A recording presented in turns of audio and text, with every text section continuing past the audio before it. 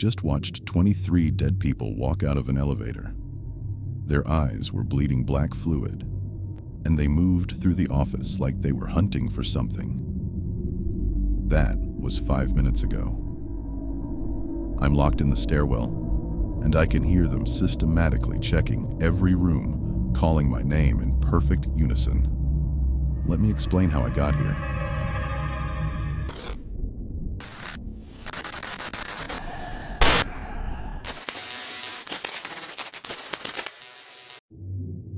I'm a licensed security guard at Meridian Corporate Plaza. 32 floors of law firms, accounting offices, and consulting groups. Been working the midnight to 8 shift for 4 years.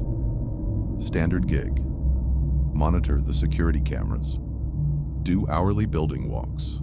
Log anyone coming or going after hours. The building's got good systems. Card access for all doors. Motion sensors on every floor. Cameras covering every hallway and elevator bank. Emergency protocols for everything from fire to medical incidents to hostile intruders. Tonight started normal. Signed in at 11:45. Checked the log from day shift. A few people working late. Partners billing hours. Auditors on deadline. The usual corporate grind. By midnight, most had left through the main lobby, badging out on schedule. But my first security walk at 12:30 showed something odd. Elevator B was stuck on 14, doors closed, showing it was in use. The call button wouldn't respond, and the display kept cycling through floor numbers like someone was pressing every button inside. I radioed building maintenance. "Hey Mike, you still here? Got an elevator acting up." "Nah, went home at 10. Try the reset switch in the basement control room." I took the stairs down to B1. The elevator control panel showed elevator B was moving normally. No errors, no maintenance flags. But on my security monitor, I could see it was still parked on 14 with the doors closed. System glitch, I figured. Old building, older electronics. But when I got back to the lobby desk, the elevator was moving again. Ground floor, doors opening. Nobody got out. I checked the security footage for the 14th floor. Meridian Insurance Group, bunch of cubicles and conference rooms.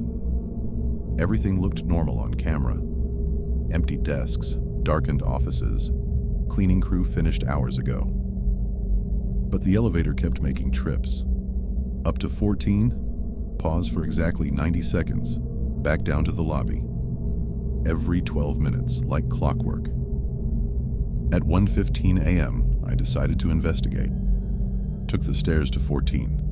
Used my master keycard on the access door. The floor was dark, except for emergency lighting, exactly as it should be. But it smelled wrong. Not the usual office smell of coffee and carpet cleaner. Something organic. Sweet and cloying. Like flowers left in water too long. I clicked on my flashlight and started checking the cubicles. Everything appeared normal until I reached the northeast corner. Sarah Martinez's desk. I recognized it from the nameplate. She's one of the claims adjusters. Always works late, always polite when she signs out. Her computer was on, screensaver showing family photos, but the keyboard was wet. Not water, something thicker, darker. And her chair was pushed back like she'd left in a hurry. That's when I heard the elevator ding behind me. I turned around and saw the doors opening. But instead of an empty car, there were people inside. Lots of them, all facing the back wall, standing impossibly close together, packed in tighter than physics should allow. I counted 23 people in a space designed for maybe 12. Men in suits, women in business attire, all perfectly motionless. And I recognized some of them. Tenants who'd worked late, people I'd seen leaving hours ago, including Sarah Martinez. They stood there for exactly 90 seconds while I watched from behind a cubicle wall. Then the doors closed, and the elevator went back down. What would you have done? Would you have gotten on the next elevator down? Would you have called the police? I tried. My radio got nothing but static. Cell phone showed full bars, but couldn't connect to anything. The landline at the security desk gave me a dial tone, but every number I tried, 911, building management, even the pizza place down the street, just rang endlessly. I was about to head for the stairs when I noticed something else. The wet substance from Sarah's keyboard had dripped onto the floor. But it wasn't just dripping. It was moving. Flowing in a specific direction, like it was being pulled by gravity towards something. I followed the trail. It led away from her desk, around the cubicle maze, toward the corner conference room. The door was closed, but light was coming from underneath. Not electric light, something warmer, more organic. I used my keycard. The lock clicked, but the door wouldn't open. Something was blocking it from inside. I pushed harder, managed to crack it open about 6 inches. The conference room was full of people, not sitting at the table, standing in rows, facing the windows that looked out over the city. 40, maybe 50 people in a room designed for 20. All of them had that same wet, dark substance leaking from their eyes and mouths, and they were all breathing in perfect synchronization. In for 4 counts, hold for 4, out for 4, hold for 4. But here's the thing that made my skin crawl. I could see some of them were people who'd left the building hours ago. People I'd personally watched badge out and walk to their cars. They were all staring out the windows at something I couldn't see from my angle. Something in the city below that held their complete attention. I tried to back away, but the door slammed shut. The lock clicked multiple times, not the electronic lock, but something else. Something mechanical and old-fashioned, like someone was turning multiple deadbolts from inside. That's when the elevator dinged again. I ran for the stairwell. My keycard worked, and I started heading down. But by the 3rd floor, I could hear footsteps above me. Lots of them, moving in perfect rhythm, all taking steps at exactly the same time. They were following me down, but staying exactly 2 floors behind. When I was on 8, they were on 10. When I reached 6, they were on 8. Like they were herding me towards something. I decided to break the pattern, used my keycard to exit on the 5th floor, hoping to throw them off. The hallway was dark, but I could see light coming from the elevator bank. Elevator B was open, waiting, and there was someone inside. Sarah Martinez, standing at the back of the car, facing away from me. She was wearing the same clothes I'd seen her in when she left at 8 p.m., but they were soaked with that dark substance now. "Sarah?" I called out softly. She turned around. Her face was the same, but her eyes were completely black. Not the pupils, everything. And when she smiled, that dark liquid poured out of her mouth like water. "The viewing is starting soon," she said in her normal voice. "Don't you want to see what we're looking at?" Behind her, I could see the elevator walls weren't showing the usual floor numbers. Instead, they displayed what looked like security camera feeds. But not from our building, from other office buildings around the city.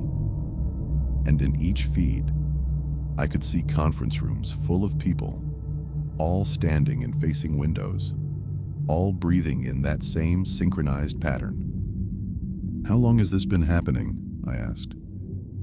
"Since we learned how to see properly. Since we understood what was really outside the windows. Don't you want to understand too?" The dark substance started seeping out of the elevator car, flowing across the floor toward my feet. Where it touched, the carpet began to change color, becoming something that looked less like fabric and more like skin. I backed away, but the stairwell door wouldn't open now. My keycard just flashed red over and over. Sarah stepped out of the elevator. With each step, more of that liquid flowed out of her, and I could see it wasn't just coming from her mouth and eyes anymore. It was coming from her pores, her fingernails, even through her clothes. "It doesn't hurt," she said. "The viewing is beautiful. You'll understand once you see what we see." I used the only weapon I had, my heavy-duty flashlight, and swung it at her. It connected with her head, but instead of falling, she just smiled wider. The impact made a wet sound, and more of that dark substance splashed out. But the hit disrupted something. For just a moment, I could hear her real voice underneath. "Run! It's in the water. It's in the air conditioning. It's spreading to every building downtown. You have to warn." Then her eyes went black again, and she reached for me with fingers that were too long now, too flexible, like they had extra joints. I smashed the emergency glass on the fire alarm. The building's sprinkler system activated, and the sound was deafening. But the water that came down wasn't clear. It was tinted with that same dark substance. In the chaos, the stairwell door clicked open. I ran. I made it to the ground floor and out through the emergency exit. The alarm was still screaming, and I could see emergency lights flashing in buildings all across downtown. Not just our building, dozens of them. I drove straight to the police station, told them everything. They sent units to check Meridian Corporate Plaza. According to their report, the building was empty. No people on the 14th floor, no one in the conference rooms, no sign of any disturbance. The elevator was working normally. The security cameras showed nothing unusual. Just me, walking the halls alone, talking to empty air. But they found something else. The water in the building system tested positive for an unknown organic compound. Something that shouldn't exist, according to the lab. The health department ordered the building closed, pending further investigation. That was 3 weeks ago. The building is still closed, but I drive by it sometimes.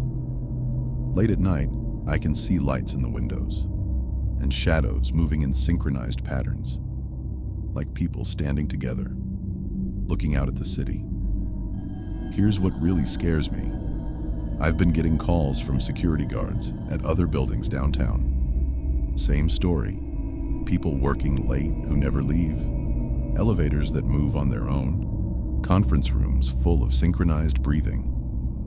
And the water company issued a notice last week.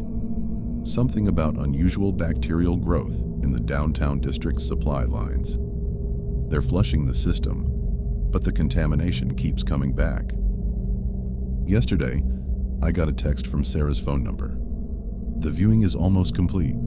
Soon everyone will see what we see. Would you like to know what's outside the windows?" The message came with a photo. It was taken from the 14th floor of Meridian Corporate Plaza, looking out over the city at night, but instead of buildings and streetlights, the image showed something else. Something massive and organic, covering the entire downtown area like a living canopy. Something with thousands of eyes, all looking back at the buildings, watching everyone inside. I deleted the photo, but I can't delete what I saw. And I can't stop thinking about what Sarah said.